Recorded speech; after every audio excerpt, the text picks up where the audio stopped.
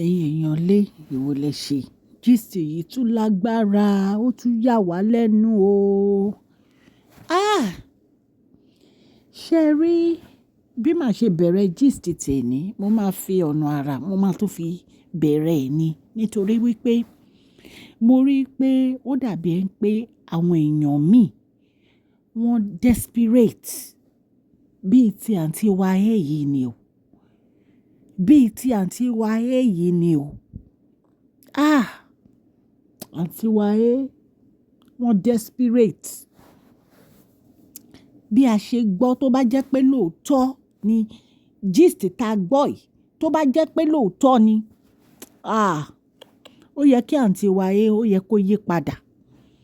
Ṣé ẹ mọ̀ wípé a sọ fún yín wípé àǹtí wa wọ́n wá Queen Naomi lọ sí Paris. Lẹ́yìn ìgbà yẹn kábíyèsí fohùn sílẹ̀ fún wọn pé tí wọ́n bá tún padà lọ wípé wọn ò ní wo ààfin àwọn mọ́ láíláí.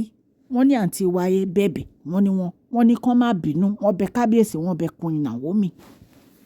Ṣùgbọ́n nǹkan tó wá yà wá lẹ́nu ni pé wọ́n wá ní àǹtí wa wọ́n ní wọ́n máa gba Lebanon lọ. Níbo ni Lebanon ẹ̀yin èèyàn lé Lebanon jìnnà o bí a ṣe gbọ́ o wọ́n ní Lebanon wọ́n ní ó wà ní Northern Arabian Peninsula wọ́n ní border tó jẹ́ pé ó súnmọ́ Syria ní north àti east Israel níbi south bí wọ́n ṣe sọ ibi tí Lebanon wà nìyẹn. Bí a ṣe gbọ́ ìròyìn Lebanon wọ́n ní ó wà ní middle eastern country wọ́n ní 6 million people ni wọ́n náà ń gbé bẹ̀. Wọ́n ní eastern zone of the Mediterranean Sea bí a ṣe gbọ́ nìyẹn bó tí mi bá mọ orúkọ yẹn pè dáadáa ẹ jọ̀ọ́ ẹ má bínú. So ẹ̀yin èèyàn lé wọ́n níbẹ̀ làǹtí wa gbà lọ àǹtí wa ń rìn o. Wọ́n ní àǹtí wa lọ wọ́n ní wọ́n lọ bá aláàfáà kan níbẹ̀. Wọ́n ní wọ́n lọ bá wọ́n ní dọ́là gan ni wọ́n ná ní Lebanon.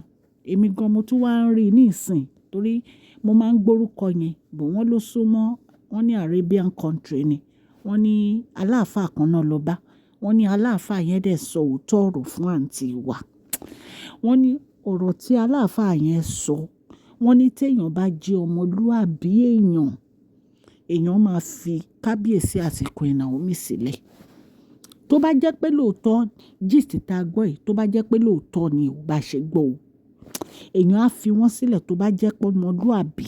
Lẹ́yìn ìgbà táǹtí wa gbọ́ ọ̀rọ̀ yìí tán ó yẹ kó yọ̀ǹda kábíyèsí àti Queen Naomi fúnra wọn ni pé you know what ẹ máa fẹ́ ra yín kémi gan tiẹ̀ sinmi.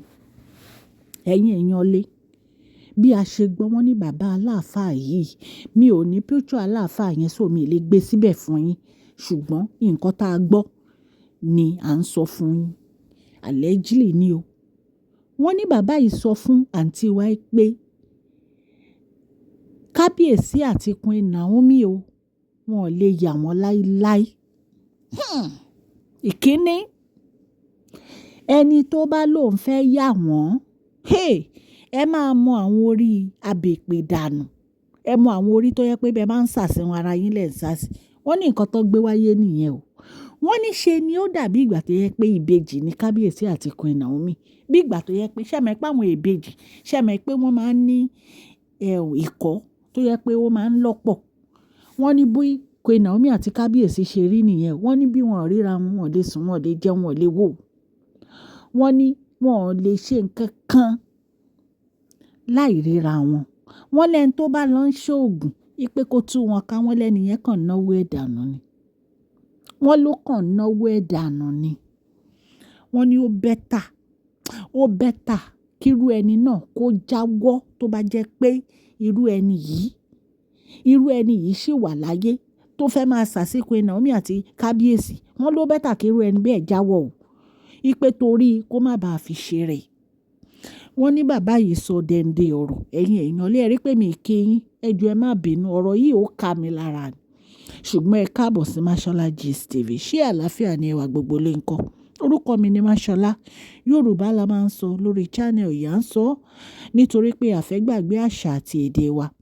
Ẹ̀yin èèyàn lé a máa ń sọ politics gist, a dẹ̀ ń sọ celebrity gist, a dẹ̀ tún ń sọ royal gist.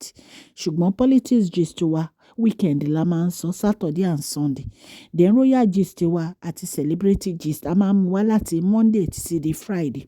À ń ṣe ìpolówó ọjà lórí channel yìí, ẹ kàn sí wa ní masholagistv@gmail.com. Ọlọ́run Elédùmarè á ran gbogbo etí tó bá ń gbọ́ mi lọ́wọ́ o. Òkè òkè ní ọlá yín á máa lọ, ẹ jọ̀ọ́ ẹ bá mi fún fídíò yìí ní thumbs up o. Ẹ̀yin èèyàn lé ọ̀rọ̀ dẹ́ndé ọ̀rọ̀. Wọ́n ní bàbá sọ̀rọ̀ ilẹ̀kùn, wọ́n ní aláàfáà gidi ni aláàfáà yẹn, wọ́n ní kì í ṣàwọn aláàfáà tó ń parọ́. Ẹ̀yin èèyàn lé, wọ́n ní bàbá yìí sọ fún àǹtí wa pé kó lọ jáwọ́ tó bá jẹ́ pé ó fẹ́ tú kábíyèsí àti Queen Naomi ká, pé kó má ṣe é, pé torí èèyàn ò lè rí wọn tú, èèyàn ò lè rí wọn tú rárá, pé nǹkan tí wọ́n ti dè látọ̀run ni.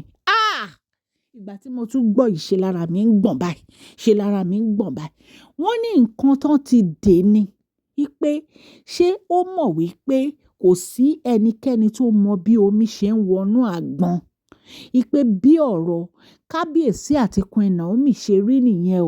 Wọ́n ní àdìtú Olódùmarè ní ọ̀rọ̀ wọn. Ẹ̀yin èèyàn lé, ọ̀rọ̀ tá a gbọ́ nìyẹn. Ẹ rí pé ọ̀rọ̀ ti sọ rẹ̀, ẹ̀yin èèyàn lé. Ẹ jẹ́ ń kí yín ẹ̀yin olólùfẹ́ mi lẹ́ẹ̀kan sí i. Mashola Gist TV ń kí yín. Mashola Gist TV ń kí yín. Adúpẹ́ atọ́pẹ́dá.